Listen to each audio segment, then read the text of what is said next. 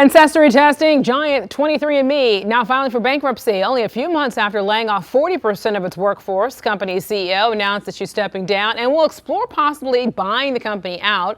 The bankruptcy, though, coming after 23andMe agreed to pay $30 million to settle a lawsuit after nearly 7 million customers' personal data was exposed. Chief Legal Analyst Kelly Froese joining us now. So let's talk about this, because now the company is filing for bankruptcy. Does that mean that the customers' genetic data will stay safe? I would assume that that's the statement that the company has made. They said, look, we'll continue to do business as normal. We'll ensure that your personal data, the information that you've trusted us to hold and to use to be able to do our business, will be protected. They said that's the utmost importance. But this process is something that the writing was on the wall. They had an evaluation and they were going public with a $6 billion valuation. However, they never could kind of get their feet go underneath them, specifically because of the number of scandals that happened. All of those scandals kind of led them to never turn a profit.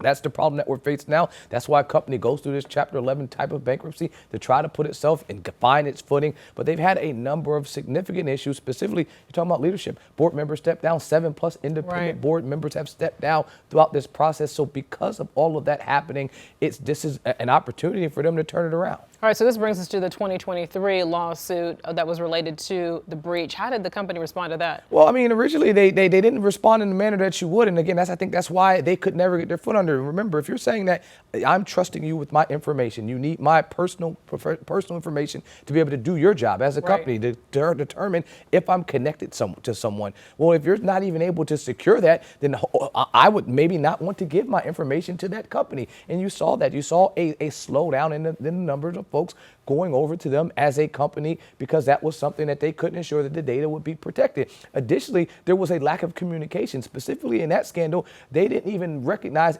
or tell people that this was happening. And so it seemed like they were hacked, and it was a target towards Jewish and towards Chinese American individuals that were using their product. And they were saying, we didn't even get notified. We found out about it when everyone else found out about it.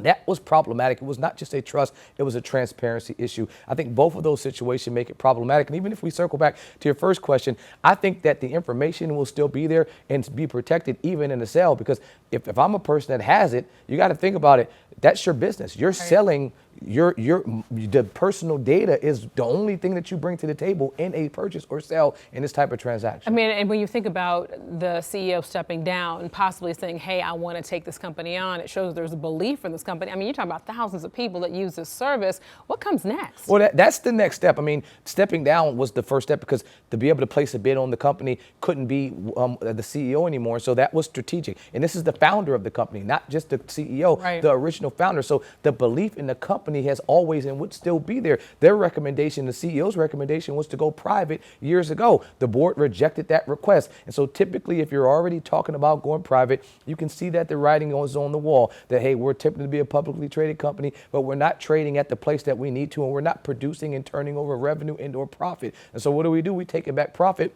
and get our private and get our things together. The board rejected that, wanted to stay public. Now they're in a situation where the CEO will eventually, I assume, place a bid, attempt to get the company just to take it private again. Wow. Kelly Froese, we appreciate your insight as always. Thanks.